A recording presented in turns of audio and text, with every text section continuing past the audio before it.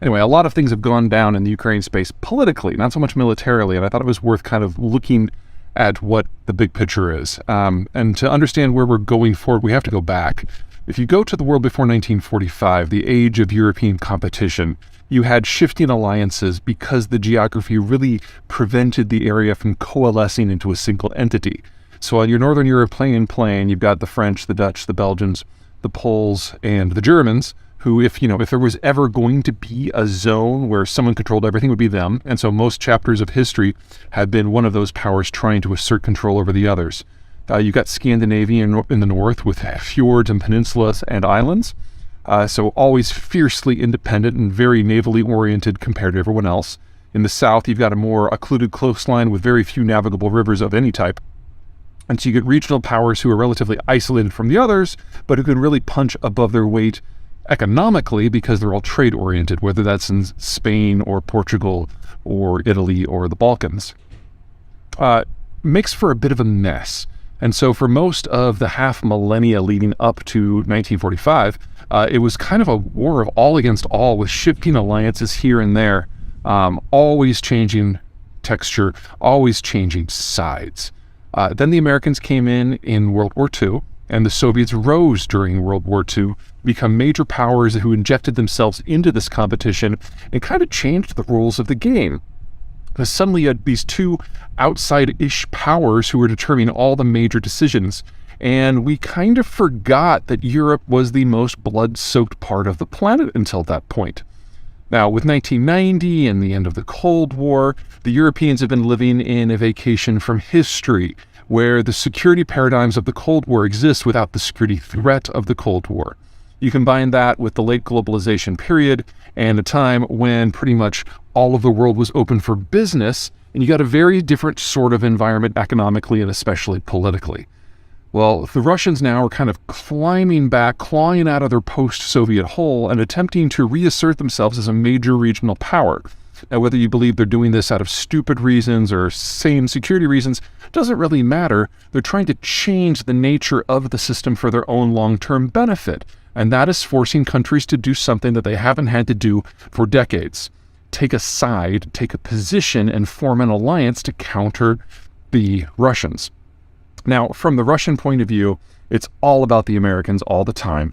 Turn over here, look at this view. It's all about the Americans all the time, and everything that's going wrong for the Russians can be laid at the Americans' feet. But that is to completely ignore the history of Europe, which is that of a series of independent and semi-independent primary and secondary powers. So, what is kind of shaken out this week? Well, first and most importantly, the German Leopard tanks, mainline battle tanks, have finally reached the war.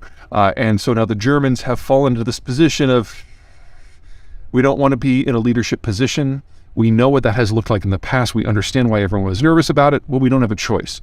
We are the largest economic power in the Northern European plain, the largest economic power in Europe. And historically speaking, we have also been the most powerful military force.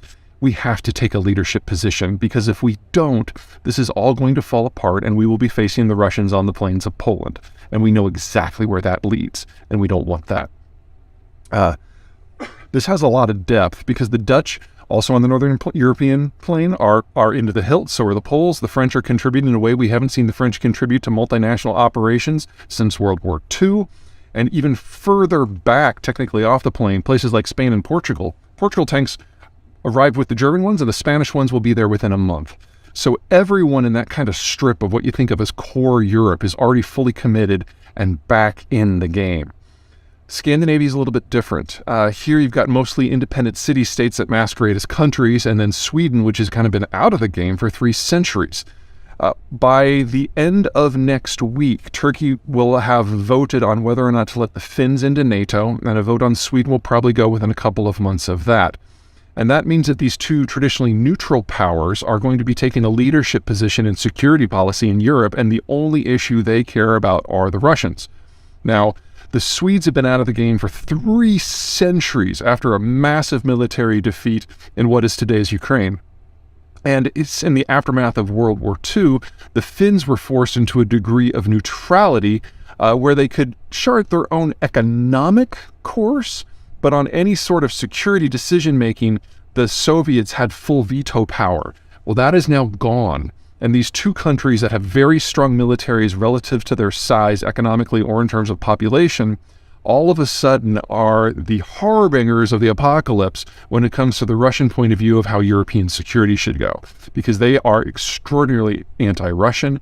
Every security question that they have ever faced has been framed in the context of what do we do the day the Russians invade? Everything else is around that. And now they're about to be part of the decision-making architecture. That also means that the Turks are coming in from the cold.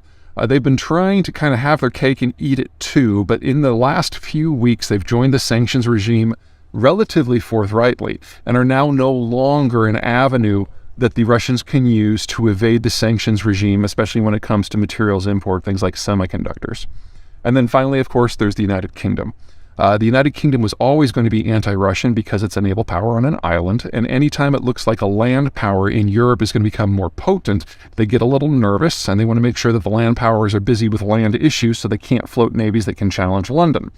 Well, King Charles was just coronated, and his first full state visit is to Germany. If there are two countries in the European space that tend to be on opposite sides of all economic and security questions, it's the United Kingdom and it's Germany. And the fact that they're, within sight of one another is something that should turn anyone on the opposite side of that axis, should turn the blood cold. So what we're seeing here, for the first time, not in decades, but in centuries, is everyone in Central and Western Europe at the same time coming together to form a broad coalition against a single power. We haven't had that since Napoleon. If you want to get technical, we haven't had that since the Treaty of Westphalia. And the Americans, while they are a part of all of this, are not steering this part of the equation. This is the Europeans doing what makes sense to the Europeans. And if I were the Russians, I'd be very concerned about that.